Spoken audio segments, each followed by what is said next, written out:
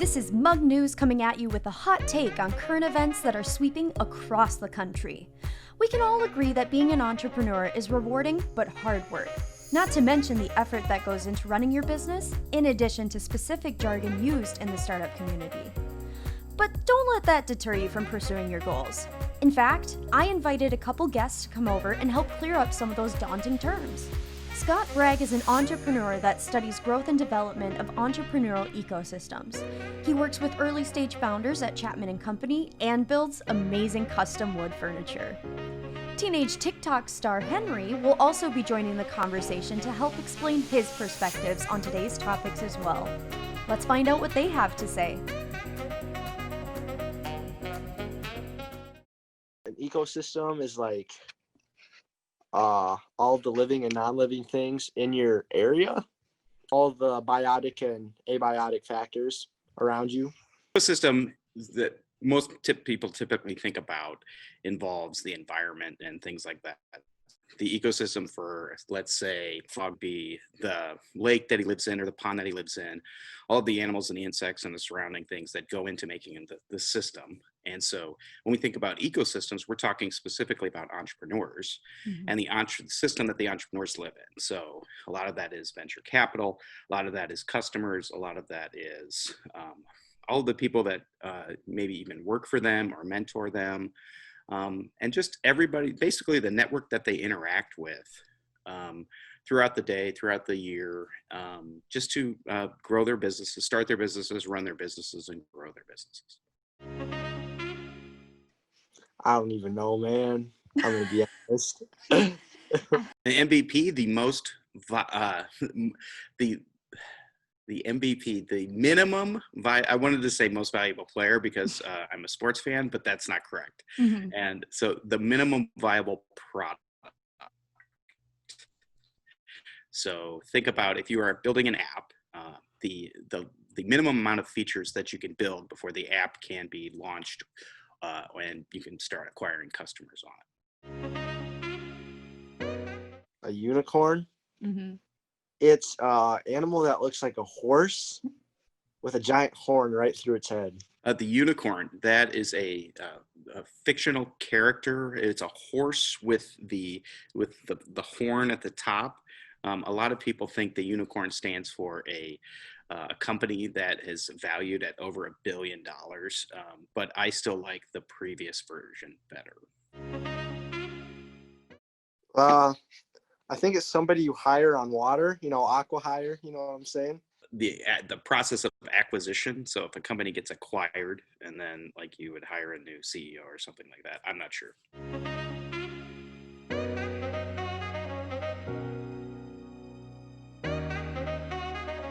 BM canvas. That's just like the absolute biggest canvas you can get in the art room when you are painting. I'd say about like 60 inches by 28, I say around there. Business model canvas. So there are a bunch of different business model canvases out there. If you are thinking of starting your own company and you have an idea, this will help you flesh it out. It's basically, think of like a 8x11 piece of paper, and it's broken into quadrants.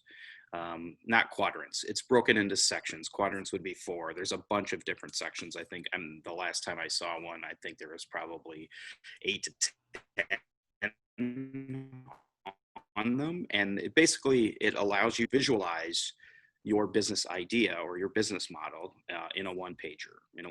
And so it has questions on there to answer, like, who's your customer? How much are you going to charge? What problem are you solving? What is your value proposition? And some of those other strategies and key answers or key questions that you need to answer when you're thinking about beginning or starting your company. I'd say it's about like, I don't know, $150 when you first get it, but then over time it loses value. Is your value in the value of the product or value of service that you're providing? And so it's typically how you're going to sell your product. So if, for example, I would say that a lot of the times the value prop could be saving people money, creating efficiencies in the market, or creating efficiencies of service.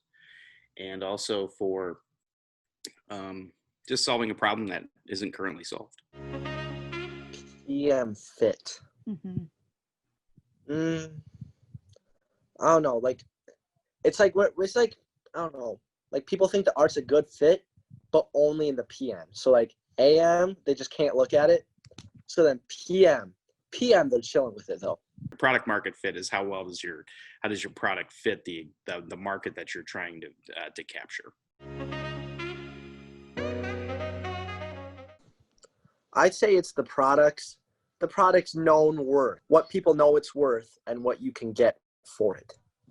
I sign each of my patents at the bottom, you know. That's your creative, that's the stuff that belongs to you. So a lot of times people think of intellectual property, they'll directly think of music that you create or video content that you create. There's also copyright laws that are out there that people have to be aware of. And so that's basically why if we were to create, let's say a video on YouTube or something, like I couldn't use famous songs by U2 or R. Kelly or, well, R. Kelly's probably not the best example, but Beyonce, we couldn't use their intellectual property, i.e. their songs, because they have the rights to them. And so you have to acquire the rights to use that intellectual property. Board of directors are the people that oversee and like they vote on whether or not like certain things should happen with the product or the product line. The board of directors is typically going to is for an LLC or a corporation. So when you establish a corporation, you establish a board of directors. And so that will typically have an executive director and then 2 board members. And that just really helps the founders oversee the operations of the company and making sure that everything's on the up and up. But when you're establishing a board, it's helpful to have individuals on the board that are from diverse backgrounds, and so we can have expertise in different areas so that they can assist founders with growth in the marketplace, growth in their own networks and things like that you wouldn't be exposed to normally. I do not know what a pitch deck is. Would you care to explain? Pitch deck is going to be a slide deck or a PowerPoint presentation or a Google Slides for those of you kids that have used Google or using Google instead of PowerPoint because I'm old. Typically a 12 to 15 slide presentation that's going to have a few key slides on there. So it's going to have what is your product, what is your value, product or service, value prop, team, your overall market cap, which is probably another term we could talk about, but overall market, the size of the market that you're going into. Mm-hmm. It's good, some basic breakdowns of like how you in 12 to 18 months. And also just, maybe some unique value propositions or a moat, like why would people invest in you versus going and investing in other people with the same idea? Like what's your special sauce? That's typically what we would think. Those are some of the things that are going to be in your pitch deck. I am growing my platform by just getting new followers. If I'm not getting enough clout on a video, I'll just have them edit 1 million more in there. But we don't talk about that normally. I think the basic concept is how you get from 0 followers to 1,000 followers in the shortest amount of time. And there's mechanisms and ways to do that through different types of targeting, different types of ads and things like that. But a lot of it has to do with social media and social media growth.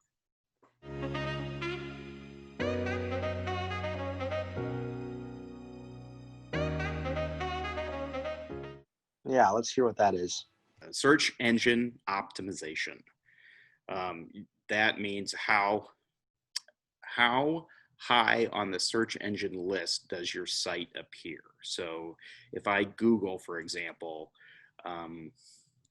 if I Google truck tires and the first thing that shows up is Bridgestone, like what position does your company show up? Is it 5th on the list? Is it 6th? Is it 200th?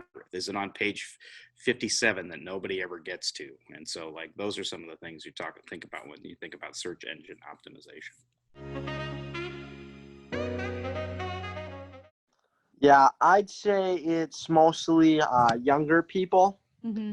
because they think I'm hilarious, and older people might not. Target market is obviously the market that you want to focus on and selling your product to. Mm-hmm. So, for example, I am a Nebraska Cornhusker fan. And if I was marketing Nebraska Cornhusker hats, I would probably target males that you know are fans of Nebraska. And so this is when you into your market segmentation, or your target market would be the segment that you want to go after.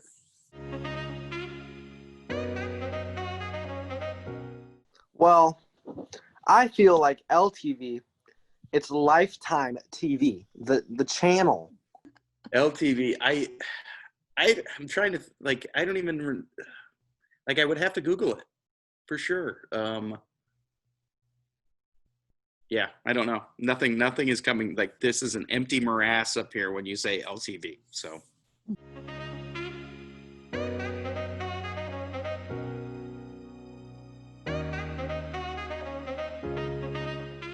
An angel is a large sum of like money and or like views that kind of is like a lifeline.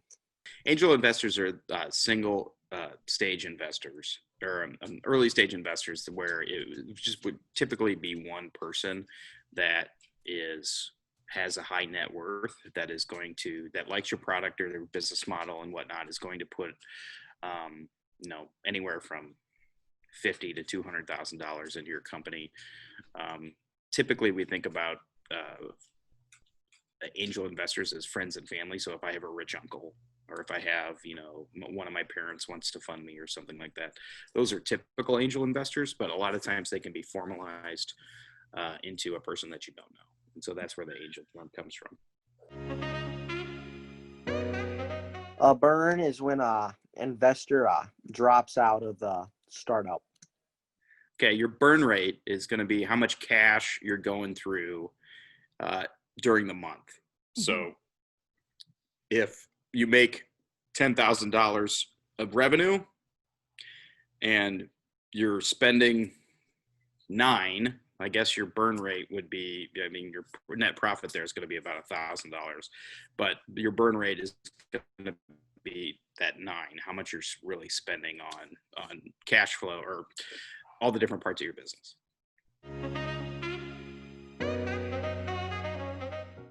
Sweat equity is the equity you achieve through hard work. When you work for a startup, a lot of times the founder, instead of paying you, will offer you sweat equity, or equity at this point, in the company. And so sweat equity can also apply to founders that are starting up. So if I'm starting my own company, I'm putting in time, I'm putting in my resources and all this other stuff. Basically, that is what you would consider sweat equity. I'm not getting any monetary return out of it before we start selling to customers. I have a lot of this stuff invested already.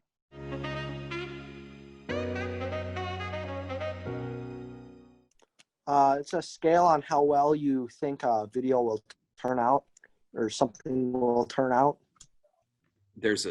It's a kind of a multifaceted idea, but in a sense, scalability, it refers to the scale at which we can grow a company. And so when you think about it, there's only a certain number of businesses that you can scale really easily, and software is one of those, because eventually once you build your software, like, you can sell it to anybody. You can say, and so it has kind of this infinite scale of users. But obviously it requires specific product market fit, specific the specific market that you're going into. And so you can scale software pretty easily. Services businesses, i.e., like restaurants and some of these other things, they're more difficult to scale because they rely on people. They rely on individual expertise of a chef or something like that is really hard to scale. And so that's one of the keys to scalability. Is like, often we think of scalability, we're talking about products or software as a service or some of these other different models that can fit a much wider audience than, say, a service can. That's the basketball definition of that. A pivot is where you have the option to make, like, you have to make a decision in the business world, but you have multiple decisions, but you have to make one at the current moment in time. So pivot is talking directly. Sometimes a pivot can come from changing from one product to another, or from one market to a different market. And so when you pivot, you're essentially saying, like, we didn't get the first product right, or we didn't get the first market right. And so it's like, we have this product, we thought it was going to fit into this market up here, but it actually fits a little bit over here. So we're going to pivot our focus to that secondary market or a new target market. When you're talking about a pivot from the market itself, it's just like, or I'm sorry, when you're talking about changing the product, it's like, we built this product, but what the customer in our target market is saying is that we really need a product that does this, and ours does not do. Ours says X, Y, and Z. We need a product that does X, Y, and W. And so pivoting to that from a product perspective. So those are the two different types of pivots that you typically think of. An exit is where you take your money and you run. So an exit is how an investor would get their money out of the company. So if I invested in a certain company, and the certain company would have to have some sort of exit for me to take my money back out. Typically, it's either through raising additional capital, through selling the company to a larger corporation, i.e. Instagram sold to Facebook. Those are the types of exits we typically think about in venture capital. There are also other types of exits. So going public with your company is also an exit. Closing your company down is an exit as well. That is a negative exit that typically we don't think about, but shutting down a company is also an exit. But what people are normally referring to when they're referring to exits is they're referring to a sale of the business for monetary gain. Wow, that was a ton of definitions with a variety of intricate answers. I hope this settles any questions you have, but if you're looking for more examples of entrepreneurship jargon, I encourage you to take a look at the links in the description. Do you have a different definition for one of the terms we mentioned? Comment below and let's compare notes. Thanks for checking out Mug.News as your news outlet for entrepreneurs in the middle.